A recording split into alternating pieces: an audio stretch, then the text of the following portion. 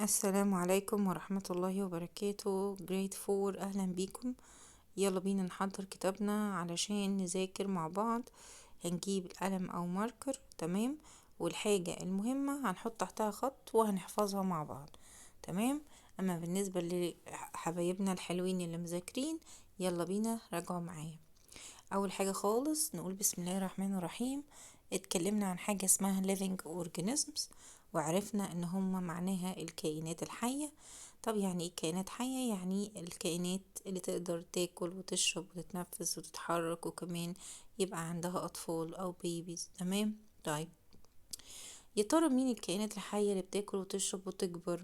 ممكن يكونوا animals كالحيوانات اللي حوالينا، ممكن يكونوا plants النباتات، وطبعا الهيومنز. اوكي، طيب، فبيديني هنا 3 examples على 3 حاجات، واحدة منها من الانيمالز والتانية plant وبعد كده الهيومن، وبيقول لي كل واحد فيهم بيقدر يحمي نفسه بطريقة معينة.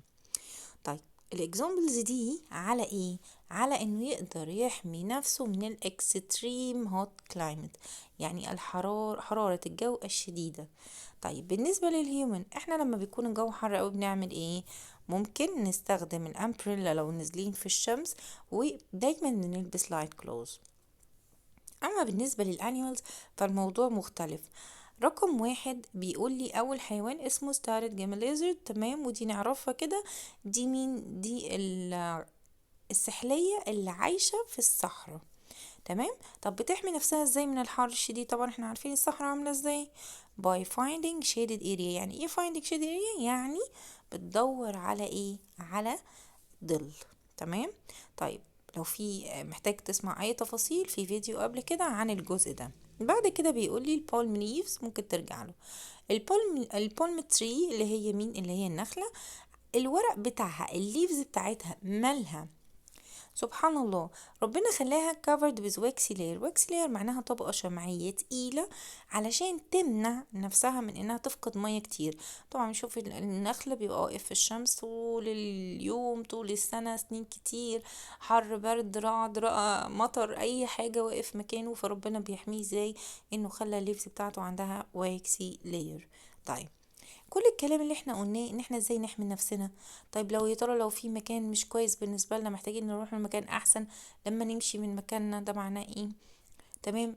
كل الموضوع ده اسمه adaptation. فنعرف ال definition اللي اسمه adaptation ده مع بعض ونبدأ نذاكره لأنه مهم جدا. يعني هنمشي طول الكونسبت على ال adaptation دي. adaptation هي it is a characteristics، تمام. انت عادي ممكن تقول character كده وتحفظه وخلاص character، يعني تحفظها ما تبقاش كبيرة قوي عليك، لا كده ولا كده. ممكن يجيبها لي اكتبها، وممكن يجيبها لي في التشوز، ففي الحالتين لو كتبت الكاركتر مفيش مشكلة.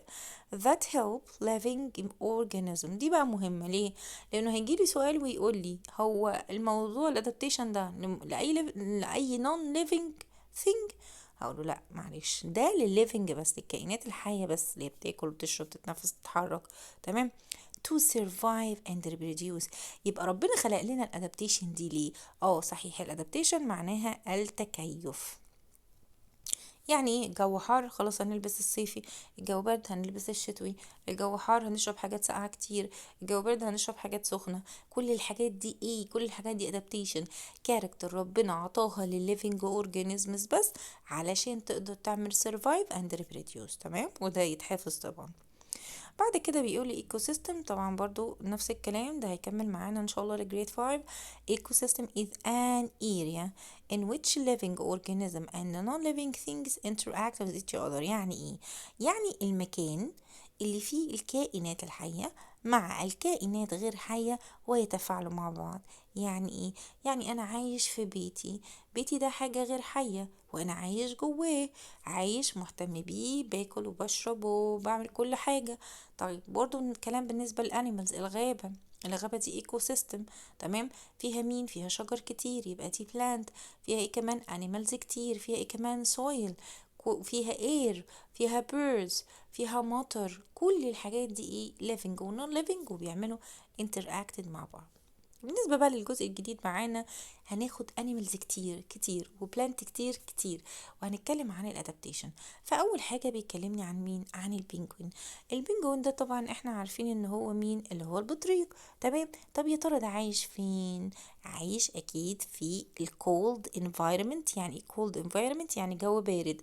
فبيقول لي الهابيتات بتاعته ايه. قبل ما اخد الهابيتد تعالوا نبص هنا كده. بيقول لي ايه؟ بيقول لي هو في اي انسان يقدر يقف على التلج لمدة 5 دقايق؟ ابدا. ده انا اوقات بمسك التلج كده ارميه من كتر ما هو ساقع. فطبعا دي ايه؟ مفيش حد يقدر يعمل كده. ولكن البطريق يقدر ايه؟ walk on ice for long period of time. طبعا صح. ليه بقى؟ ده اللي احنا هنعرفه. علشان البنجوين ربنا عطاله الادابتيشن، خلاص، اللي هي الكاركتر بتاعته دي، علشان يقدر يعيش في المكان البرد ده. طب ازاي؟ اول شوية معلومات كده مهمة قوي لازم اعرفها عن البنجوين. ان هو بيرد. بيرد يعني ايه؟ يعني طائر. طب يعني ايه برضو؟ يعني جسمه بيتغطى بفيذر. ده ماشي زي الفرخة يعني، بيكون عندها ايه؟ فيذر. فيذر ده اللي هو الايه؟ اللي هو الريش. تمام. طيب تمام. بعد كده بيقول لي ايه؟ هو صحيح طائر، جسمه متغطي بفيذر يعني ريش، ولكنه مش بيطير. ده كلام احنا برضو لازم نكون ايه؟ نكون عارفينه. بعد كده يا حبايبي، بعد ما عرفت ان البنجوين ده بيرد وعايش في الكولد انفايرمنت، البرد القوي، برد كتير يعني، وكمان جسمه بيتغطى بفيذر ومش بيعرف يطير، يعني شوية معلومات دول عارفينهم شوية. لكن المهم بقى دلوقتي اللي احنا هنبدأ ناخده ان البنجوين عايش في مكان اسمه انتاركتيكا. تمام. والانتاركتيكا دي اللي هي القارة القطبية الجنوبية تتميز بان الجو بتاعها بولر كلايمت. يعني ايه بولر كلايمت؟ يعني جو تلج، صيف، شتاء، في اي وقت. ما عندهمش صيف اصلا. يعني التلج ما بيدوبش. تمام. ولذلك الأنتاركتيكا مكان متلج طول الليل والنهار في كل طول السنة. وبالرغم من كده البنجوين عايش هناك. فعلشان كده ايه؟ ده موضوع مهم اوي كان لازم ايه؟ يدرس. فبيقول لي Antarctica is the one of coldest place on the earth. دي معلومة مهمة جدا وهنسأل عليها كتير. تمام. طيب بما ان احنا طالبين ان احنا نحط خط تحت الحاجات المهمة، يلا بينا نشوف. اول حاجة هذا البنجوين طبعا بيرد، ما بيعرفش يطير، عايش في الانتاركتيكا اللي هي polar climate one of the coldest place on the earth. طيب حلو قوي. انا كده عرفت ايه؟ انا كده عرفت الراجل ده عايش فين. طبعا كلمة habitat معناها المكان اللي انا عايش فيه. تمام اهو. habitat هي environment يعني البيئة بتاعتي اللي انا عايش فيها، وخلص الموضوع ما فيهاش كلام كتير. بس برضو اوقات بتيجي في definitions. اوكي طيب.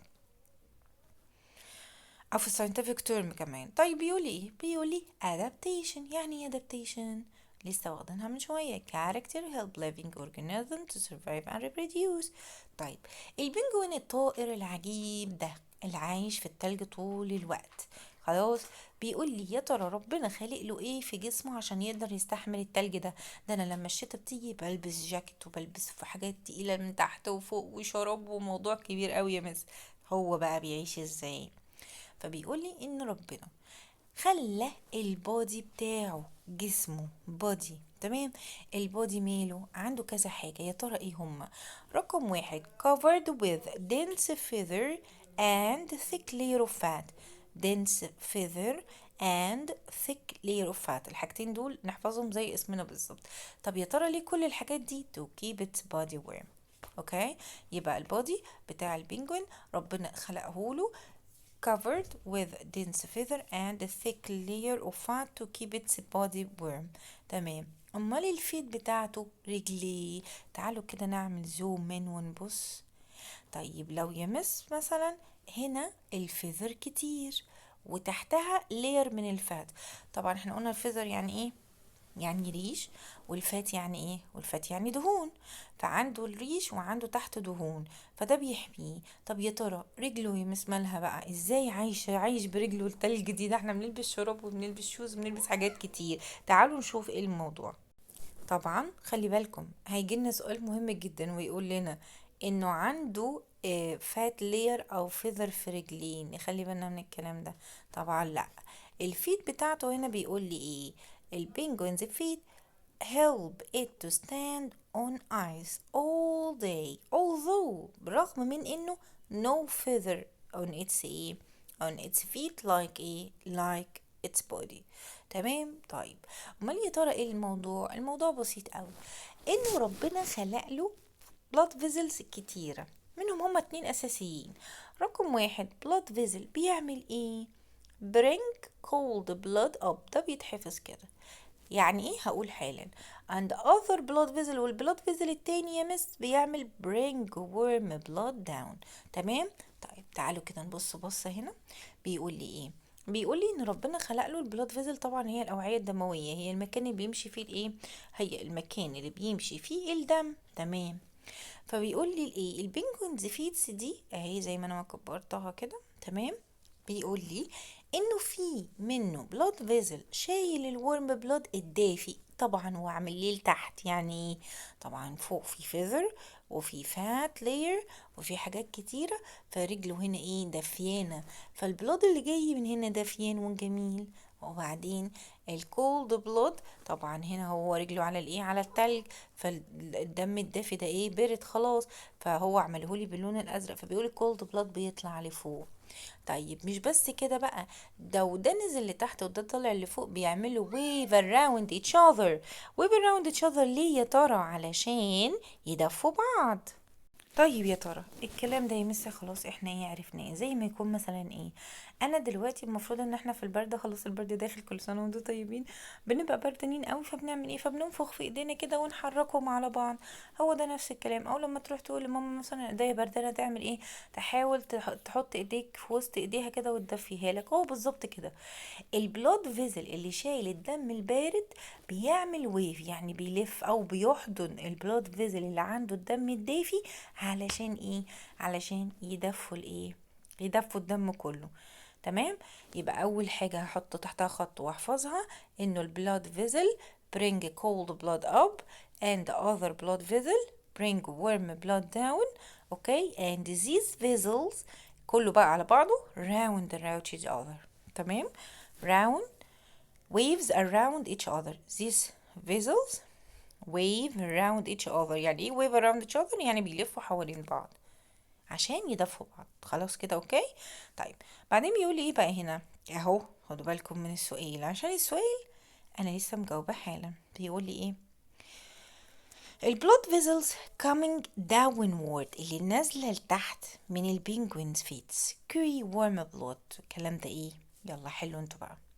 طيب رقم 2، penguin can adapt to live in extreme cold climate by having feather and fat in their feet. اوكي ده اللي لسه منبهة عليه من شوية. ماشي تمام. طيب بعد ما خلصنا البينجوين قال لنا بصوا animals كتير بتعمل adaptation كتير بطرق كتير جدا. زي ايه مثلا؟ تعالوا نشوف كده. بيقول لي انا عندي البولر بير وعندي البراون بير والبلاك بير. دول مين؟ بير يعني ايه؟ يعني دب، بس ده الدب القطبي اللي لونه ابيض، وده دب الغابة اللي لونه بني او براون. تمام.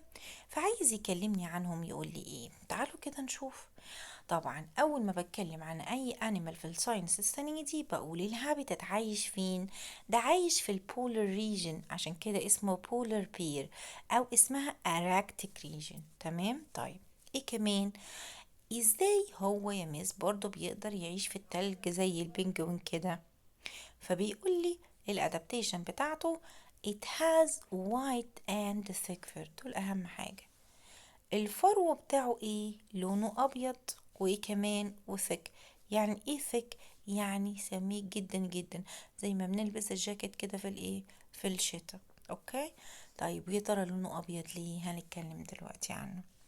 بس احنا خلصنا ثيك فر يعني ايه؟ يعني فرو سميك. طب ليه الفرو بتاعه سميك؟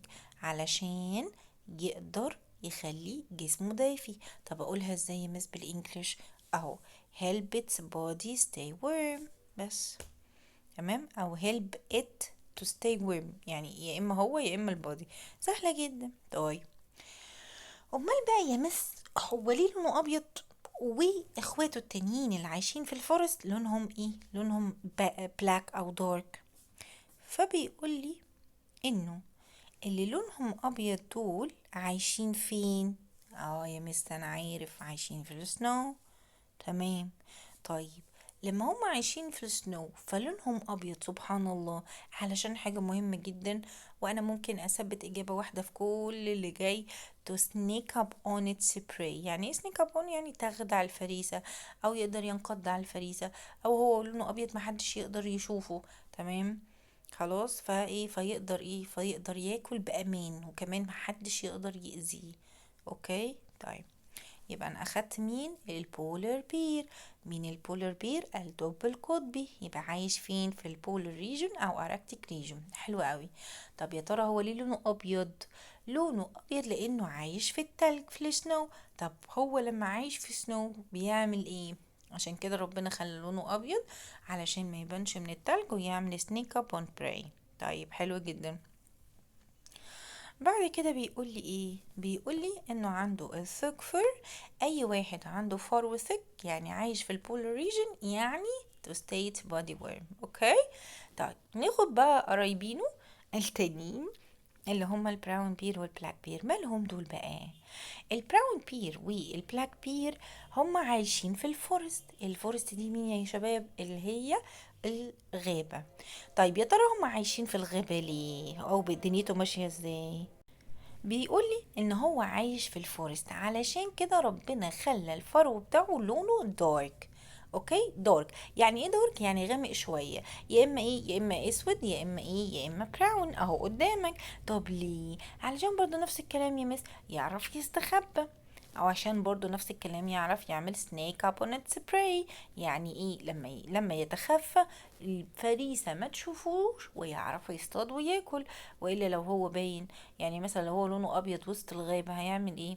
هيبان ومش هيعرف ياخد باله، عشان طبعا حجمه كبير. تمام. يبقى انا دلوقتي عندي dark fur دي to hide among trees، عشان يستخبى وسط الشجر ويعمل sneak up on ايه؟ on prey، برضو نفس الكلام. تمام كده. طيب يا ترى كل اللي بيعملوه الجماعة دول اسمه ايه؟ هنا دي بقى، هنا ده definition نحفظه عشان ده بيجي في scientific term. it's a camouflage. camouflage معناها ايه؟ معناها بيقولي it's a way of adaptation. يبقى لما يجي يجيب لي في scientific term يقولي way of adaptation that مين اللي بيعملها؟ some animals. ليه؟ to hide from their predator or prey. خلاص. يبقى دول ايه؟ يبقى ده كده الكاموفلاج. يبقى انا عندي ايه؟ عندي definition. ده تالت definition اخده النهارده. اول واحد adaptation ecosystem، سوري في habitat، ونمبر 4 camouflage. يبقى camouflage هي عبارة عن way of adaptation، طريقة من طرق التكيف. مين اللي بيعملها؟ some animals، بعض الحيوانات، to hide علشان يستخبى، يا اما من الايه؟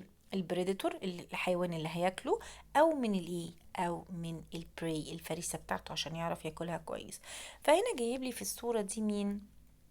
البولر بير، وواخد ايه؟ سمكة. خلاص اصطادها. تمام. طيب فبيقول لي ايه؟ الانيمال اللي اصطاد وبياكل اسمه بريدتور، والانيمال اللي اتاكل اسمه ايه؟ اسمه براي. طب ده هضطر احفظه، عندي السنة دي والسنة الجاية كمان ان شاء الله. predator animal that hunts and eat other animals. اوكي. اما prey animal that is hunted and eaten. تمام. خلي بالكم من الفرق. that hunts، that is hunted. اوكي. طيب prey يعني ايه؟ الكائن المفترس. prey يعني ايه؟ الفريسة. تمام كده يا شباب. طيب وبعدين بعد كده بيكمل معايا برضو تاني في الكاموفلاج.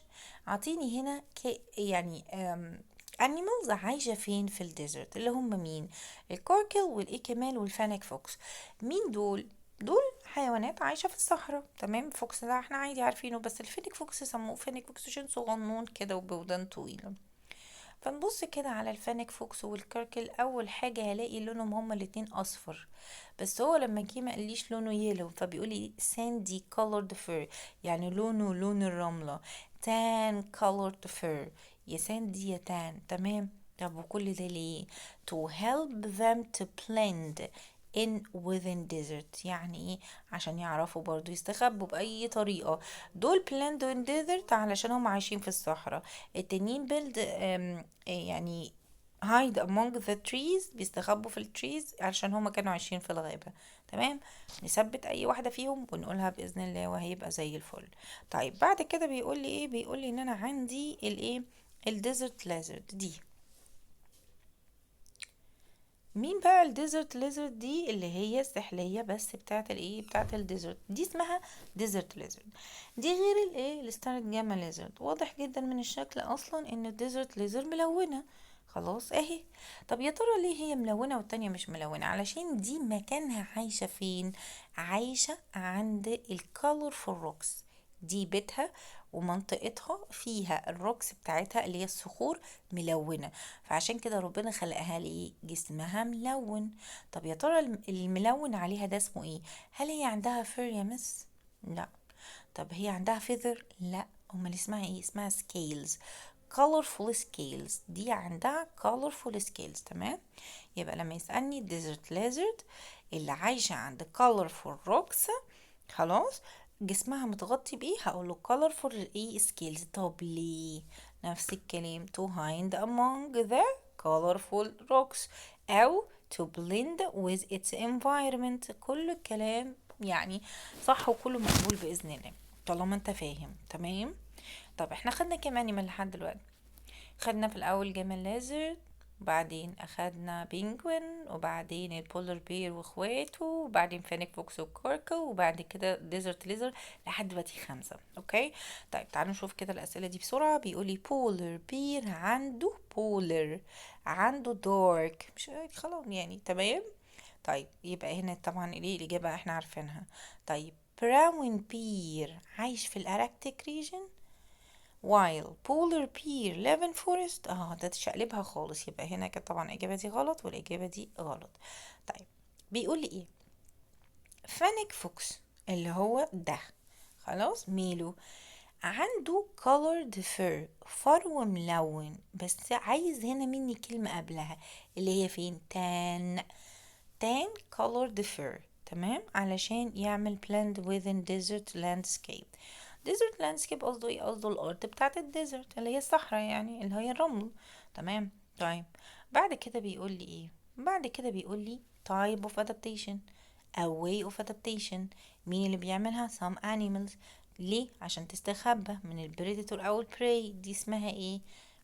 الديفينيشن اللي قلنا نحفظه اللي هو اسمه camouflage. تمام. طيب اوكي.